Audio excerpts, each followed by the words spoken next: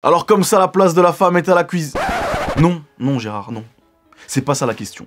Mais plutôt, est-ce que notre génération aurait fait un retour dans le passé? Je te dis ça parce que cette simple vidéo où tu vois une femme cuisiner, enfin là pour le coup, carrément créer les céréales à deux doigts même de construire le bol, a lancé un réel débat sur les réseaux sociaux. D'un côté, il y avait les personnes qui s'offusquaient de la voir être au service de son mari, et de l'autre, les personnes qui trouvaient ça normal qu'elles soient en mode stay-at-home girlfriend.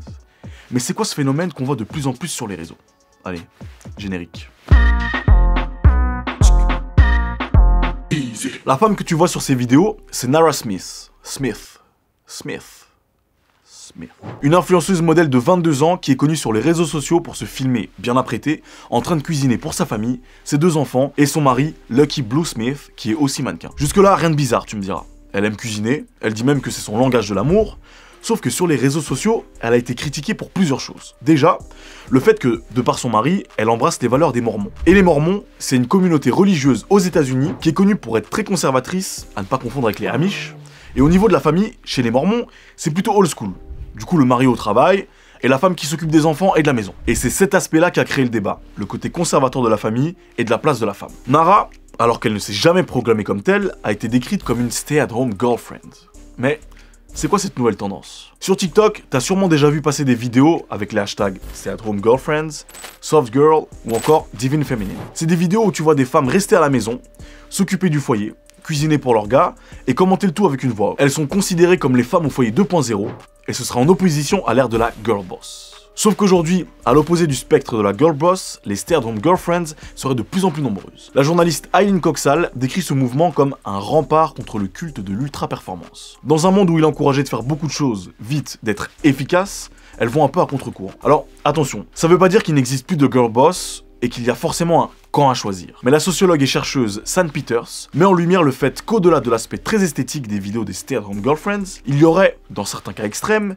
une idéologie derrière liée à la branche féminine du mouvement Red Pill. Ça s'appelle Red Pill en rapport avec la pilule rouge de Matrix. C'est un courant de pensée masculiniste qui considère que la majorité de la population est en train de se pervertir à cause des lobbies antiracistes et féministes. C'est un mouvement défini par certains médias comme conservateurs, anti-woke et anti-féministes. La sociologue précise même que dans ce mouvement, les femmes sont ouvertement anti-féministes. Elles trouvent inconciliable que la féminité aille de pair avec l'excellence dans tous les domaines. C'est pourquoi elles veulent revenir à un rôle de genre plus traditionnel. Et il y a même des exemples en France, par exemple avec l'influenceuse d'extrême droite Thaïs Descuffon, qui a même écrit un article sur son site en expliquant que les trad wives pourraient sauver l'Occident. Et elle donne des conseils aux hommes pour pouvoir trouver une femme traditionnelle qui, je cite, préfère vivre pour son mari plutôt que son patron, et pour ses enfants plutôt que pour ses collègues. Dans son discours, la sociologue San Peters apporte quand même de la nuance, en disant que les vidéos sur TikTok des stay-at-home girlfriends ne sont pas entièrement anti-féministes, au contraire même. Que certaines femmes afro-américaines embrassent ce style de vie pour justement contrer le stéréotype de la femme noire forte.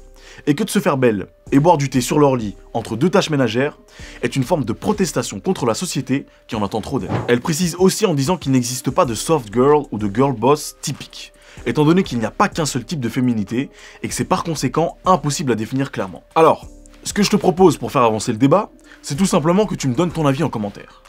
En tant que femme, est-ce que tu te verrais être une femme au foyer 2.0 si c'est possible? Est-ce que c'est compatible avec le féminisme selon toi? Et en tant qu'homme, est-ce que tu serais ok avec le fait de subvenir entièrement aux besoins de ta femme? En précisant qu'il n'y a pas de bonne ou de mauvaise réponse, mais que chacun doit pouvoir être libre. Je t'attends dans les commentaires, respect, bienveillance, tu connais, et surtout, n'oublie pas qu'il existe autant de vérités que de personnes dans le monde.